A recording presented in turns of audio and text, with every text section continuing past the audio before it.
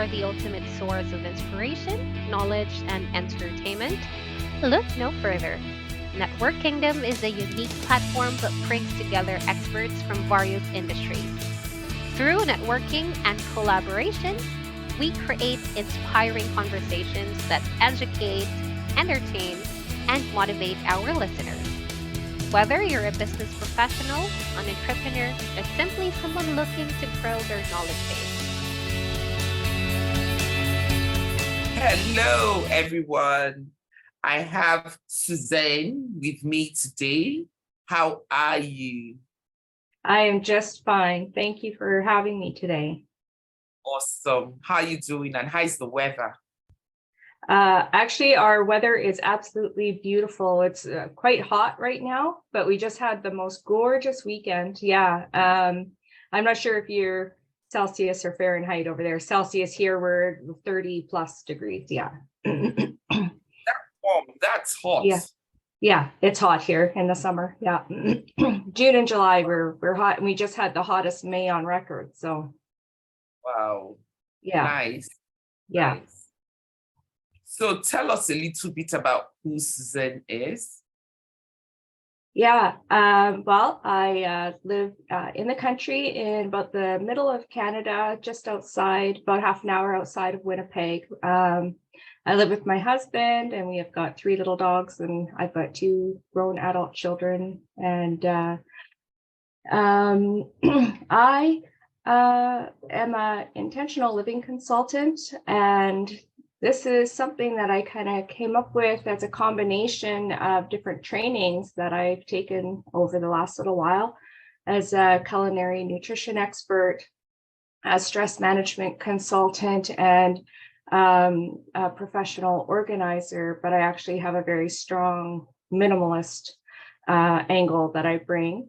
And then I kind of also brought them all through an intentional living lens. So I've kind of taken all those trainings and then kind of adjusted them, obviously, to myself and my view and kind of how I live.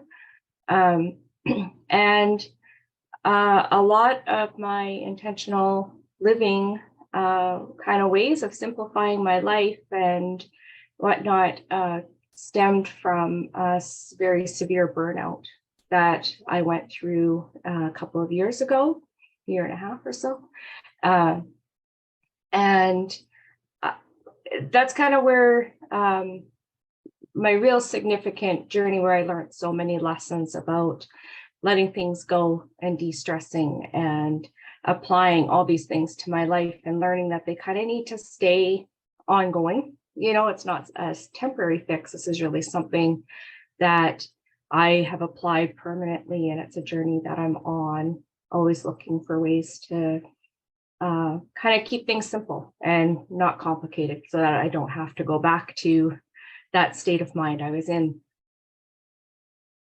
You know, burnout is, speaking of burnout, it's something that a lot of us kind of underestimate. And I believe that a lot of people go through it and blame other stuff aside from burnout. And I wish people could talk about it more, because I mean, in this, with the way the world is now, everyone is online, the pressures of the economy everywhere, one disease after another. I just think that a lot of people are under pressure. I used to think I was the only one until I started speaking to everyone. I find out that everyone has some pressure or the other. And that's actually one of the reasons why I thoroughly enjoy this podcast, because I always say that we never look like what we've been through. And I've met some of the most amazing guests, and you never really know what they've been through. So, I mean, how did you realize you were burnt out? How did you know that you were actually dealing with burnout? Yeah, I have a very long history right from when I was a teenager with depression. And so I'm really familiar with depression symptoms and recognizing when I'm kind of in that mode. So for quite a while, I kind of thought that that's where I was at, was And it's usually triggered by lots and lots of stress. I can kind of deal with stress to a certain point, and then all of a sudden too much, and then my brain kind of starts to shut down, right? And I go into this depressed mode. But it was the exhaustion that was really different this time. Like, it was the literal, I had days that I could not get out of bed. And I know that's a symptom with depression as well, but this was just on such a different level where I felt like I had times where I was trying to lift my arm and it was too heavy. I was in bed, trying to move, trying to get up, thinking I need to get up, and there was just nothing happening. I was also, for the first time, realized that I was, I kind of say, unable to read. It wasn't that I couldn't read, but I could not understand what I was reading. I couldn't retain the information. I would read the same paragraph over and over and over and still have no idea what it was saying. So I had really significant kind of mental disconnects. I was still able to function, mostly because we had no choice. I mean, we were at that time, we were foster parents. I mean, you still gotta do what you gotta do. But as long as it was a routine thing, get up, make breakfast, they go to school, that's fine. But there was zero energy for anything extra. Like, it was really kind of a loss of interest. I mean, I loved cooking. We loved cooking from scratch. My husband and I both, cooked from scratch. We both were very creative. It was a running joke that we would have supper and enjoy it this time around because you're probably never going to see it again because it's something we just made up, and a total loss of interest in cooking. And all of the gains that we had made in eating healthier and learning about food. Like I mentioned, I was a culinary nutrition expert. I know how to cook with food. I know how food heals, but lost all interest in it. It became so easy to just say, can we just go out? Can we just order in? Because you actually stop caring. It doesn't matter anymore. We need food. However it gets here is fine. It doesn't matter. The energy to cook is not there. And that just started to apply all over. In November of 2021, I probably hit what I would call my low point. And that was one of these moments where I couldn't move. I was in bed and I couldn't move. I had zero energy. And I actually thought right in that moment that I was dying, that my body was just shutting down. And the scary part was I was okay with that, was the realization that it's like, okay, I was so done. So it was physical, mental, psychological. Everything. Yeah. And that was also the point that scared me, was the moment that I went, well, okay, okay, I'm done. If I don't get up, if I don't wake up, I'm fine, Anything. Yeah. So obviously I had a nap and woke up but that was the moment where I said, I really need to call in some help. I probably needed to call in help long before that moment, but that was my moment where I said, I need to make some phone calls. And so I did. I found a couple of people, professionals that I started talking to and working with. And one in particular, I related to really, really well. And I started working with her, talking things out, sorting things out, and really started to just let things go and learn to let things go. The stressors that we had on us at that time, we knew there was a time limit. We knew there was an end. The problem is we didn't have a date for the end. And what was happening is it kept getting prolonged. What we were waiting for, it prolonged 1.5 years. And that's a very long time when something's supposed to be done in a couple of days, and a couple of days turns into 1.5 years. That's a lot of pressure, and so it was learning that this date is coming, and we just got to let things go until that comes, until it happens. And then in January of 2022, it did finally, everything that was supposed to come together finally did. And we were able to make some changes, permanent changes in our life at that point. We were able to foster or retire from fostering, which we had done for 13 years. And anybody who's a foster parent will understand the pressures that come with parenting other people's children. Is very different from parenting your own. And so it was time. And then I was really able to start my healing journey at that point. We took time off for quite a while. I took time, and that's when my intentional living lessons really started, because then I understood, okay, I let everything go. I'm not doing anything, for the next 2 months. I'm not working. I'm napping. I'm doing whatever my body tells me it needs, right? This is the goal. But then I was dealing with what I call the shoulds, right? I have always been a person, I never watch TV during the day. To me, that's a slippery slope. So the thought of sitting and watching a movie in the afternoon was enough to almost stress me out, right? Because it was like, I should be. And I kept having to remind myself and have these conversations that it was a constant internal conversation of, no, you should be watching TV right now, because that's all your brain can handle. I'm a very creative person. And again, all that creativity went away with pretty much zero interest. The only thing that I could do was crochet. And I think that's because it's fairly mundane, stitch after stitch kind of thing.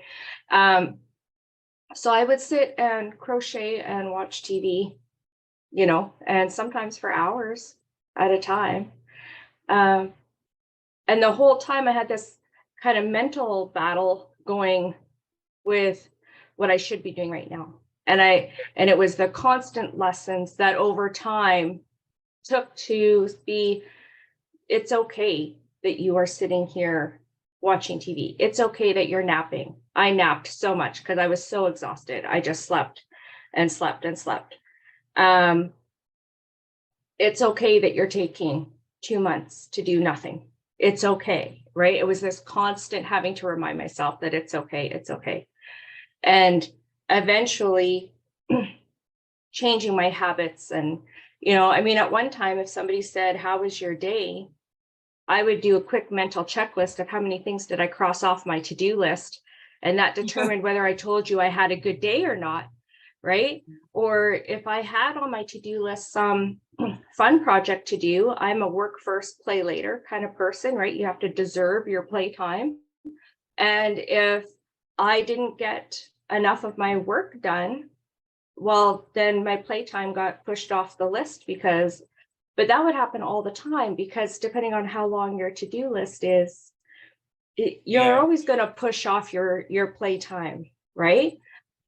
And so I learned through therapy and through my own, determination to get better, that I need my playtime. That's my life balance comes in, that I work up until this time. This is the limit on my work. And I put in that playtime, because it's just as important. It has the same priority, not necessarily the same amount of time, right? I'm not necessarily going to have, obviously you work longer than you're going to play, but it fits in. I always fit it in. There is always time to say, no, I have done enough, whether and it's the mindset has changed, from what it was to now, making sure that I fit in my time, my self-care time, my, simplifying things. I've been a minimalist for quite a while now, like about 5 years. But the importance of that now is so much more, because having my home simple and clean and tidy is a huge de-stressor. It's huge. And it probably actually was a positive impact even when I was going through burnout, because I can't imagine how much worse it would have been if my house was also chaos, right? So that was probably something that was to a benefit at that time, even though we didn't realize it, But. So looking back now, are you able to see what caused the burnout, or things you did that? Because I know it might just not be one thing; it's usually an accumulation. Are you able to tell what it was? I can say for myself that yes, we know that there was several things. They're not usually things that we talk about, they're pretty personal and sometimes confidential kind of stuff. But yeah, there were, I can list immediately 4 majors, like major life issue, major things. Yeah. And then you were able to look deep down and find out the things that you did and places you went wrong, maybe things you did not handle at the time, or things, or the way you handled it, whatever. But you were able to find out the things that led to that burnout. Yeah, we could definitely list off what was happening at the time, what was ongoing, and what needed to change. Yeah, we were able to identify that, and we could also see the progression from when it started to how it was certainly getting worse and worse, and also how we knew then it was time to make major changes. Awesome. So going forward, I know that it's been a year or so since you started this journey of healing. What would you say if my listeners wanted some tips, so they don't get to that point you got to? If they wanted some tips that they could use right away to, either reverse it or deal with it or stop it, or at least start the process of healing, what would you suggest? You have to take a really, really, really hard look at all the different areas of your life. If you are, and figure out where the major stresses are. If it's at work, if it's in your home, if it's, finding self-care time, wherever it is, that's the first place to focus on. What can you let go? And that's very hard. Like I said, I was dealing with the shoulds, because you shouldn't be letting anything go. There's things you should be doing. But how can you take this area that's very complicated and bring it down to the basics? What do you need to do? And that whole list is not a need. It's just not. And that's where you have to really be honest with yourself, break it down into what needs to happen. I now know that, and this might be very super simplified, but this is where I'm at right now, where I have 1 or 2 things on my to-do list that I need to get done today. And I can have 15 other wishes or whatever, but I prioritize 1 or 2 things. And that's it. And if I get those 1 or 2 things done, then I evaluate, how am I feeling? Am I energized and excited? Do I want to work on something else? Or is it time to go outside and get some fresh air, even for 10 minutes or half an hour or the rest of the afternoon? I had to learn to listen to my body and my mind throughout the Absolutely. process of healing. If the thought of doing something exhausted me, I didn't do it. Right? Yeah. If just thinking about it, I was like, oh, right. And that is still something I use as a measure now, even being a year and a half, almost further into my healing, is that's become much, much, much more rare. But that's been a really great measure for my healing, right? Because I went from absolutely everything being exhausting to, I'd say I'm probably about, most of the time, 90% better. I feel like I am almost back to where I was, if not, headed a little bit better. And the slowest thing that came for us was actually getting back into our kitchen and cooking, and that interest again, right? And that was very, very frustrating for me because I knew that we should be eating healthier, and I have the knowledge to be eating healthier. I know what we should be doing, right? But the interest wasn't there. The energy wasn't there. It took a long time, but it's coming back. And now I'm ecstatic that that's coming back now, and we are. Get that back, or what are you doing to get back that? How did we get that back? Was that your question? What are you doing to get back the excitement or the interest in cooking? In cooking, I believe it honestly has just been time. It took 9 months of my recovery before I could read a book again without having to reread everything. I read my first novel 9 months into my recovery. Over time, I noticed that my interest in crafting became more. And now I actually spend quite a bit of my time, interested in doing different projects. And I honestly think it was just time. And the food piece was just one that kept hanging there. And I'm not too sure if maybe after a while too, it just became somewhat habit, right? To order in or to go out, or, it was fairly quick meals at home. And there was always this kind of guilt around it though, right? Because, I wanted to be doing better. And I knew that if we were eating better, we would be feeling better. There's that connection as well. But it just seemed like we would restart and okay, I'm going to menu plan, right? And I would menu plan and we would go grocery shopping and I would plan 5 meals. And if we made 3, we were doing good. But then we were still watching produce rot in the fridge because we didn't get to that meal, right? And it was like, and then it would get frustrating, and then you get stressed, and then you're kind of 5 steps backwards, right? Mm-hmm. So it would take a little while, and it's like, okay, we're going to meal plan, and then you diet again, right? And then that time you might get 4 of the meals made, right? Yeah.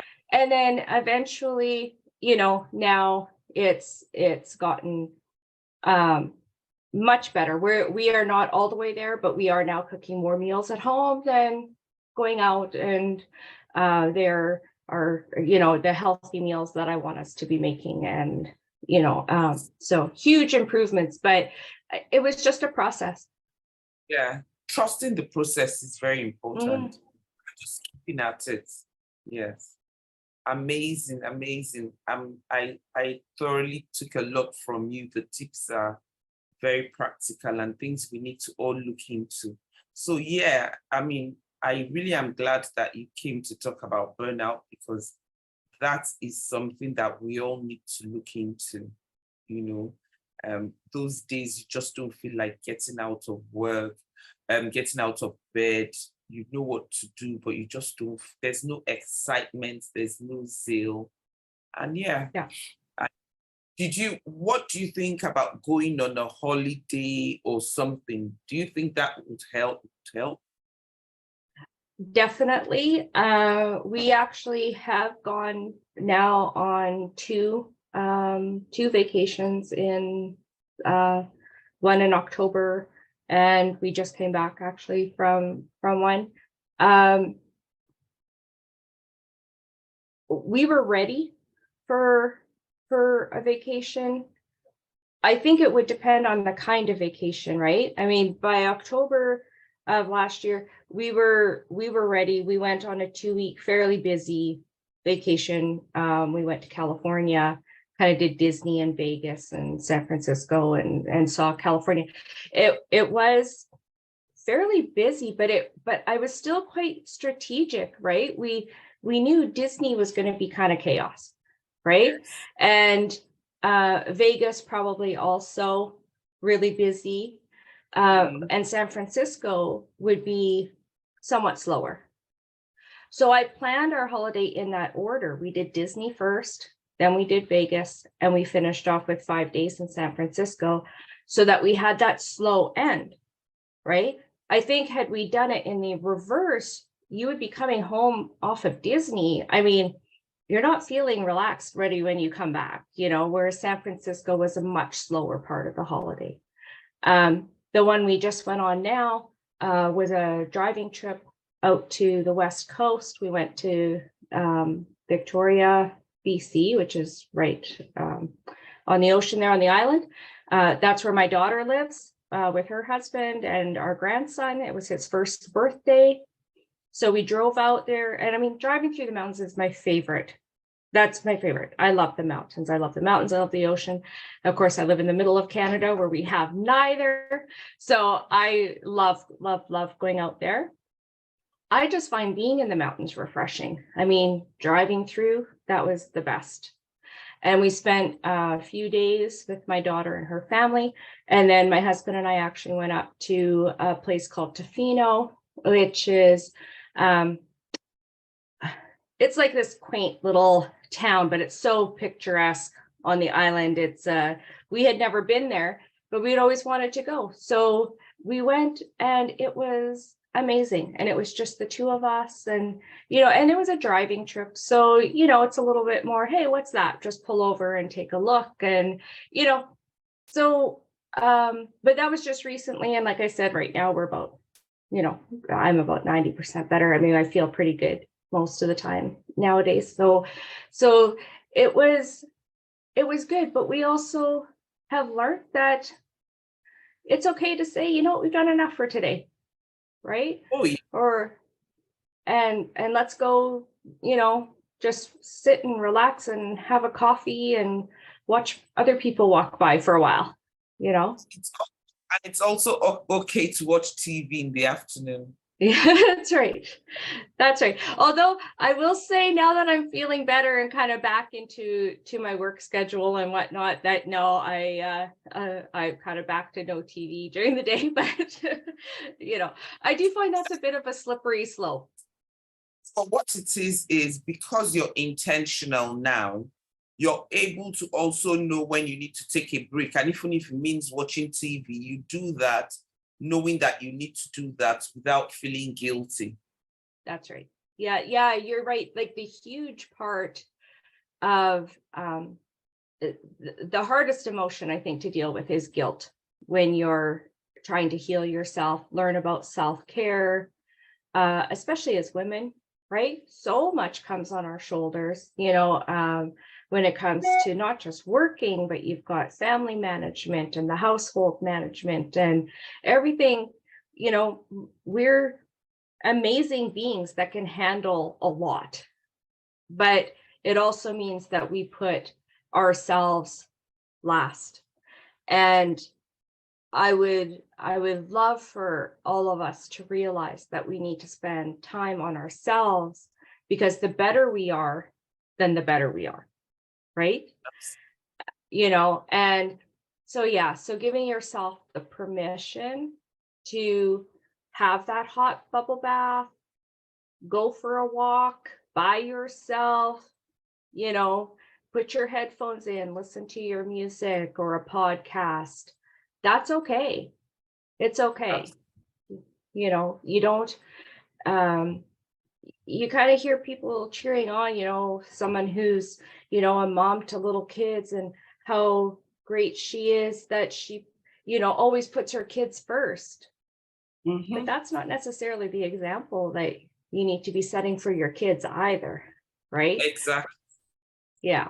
So there's a lot to, even if you're not in burnout and you're not depressed and you're not having anxiety and you're not dealing with these mental health issues, you still need to put yourself first at some point. It's not all the time. At some point, you need to put yourself first and say, I need some me time. I need to reinvigorate myself, so that I can be the best that I can be for you, but also for myself, right? Because if you're always putting everybody else first, which is what we tend to do, well, your own spirit just starts to shrink, right? Yeah. So grow your spirit, do the things that you need to do for you, and you'll be much less likely to end up in a depressed state, anxiety state, burnout state, right? So Awesome. I've taken away so much. So first of all, that journey of asking yourself questions, the self-awareness always comes up. And then intentionality, we need to be intentional because we know a lot of these things and we're not intentional about certain things. We just take it for granted and we don't listen to our body. That's another thing. We need to listen to our body. So Suzanne, thank you so much. It's been wonderful having you here.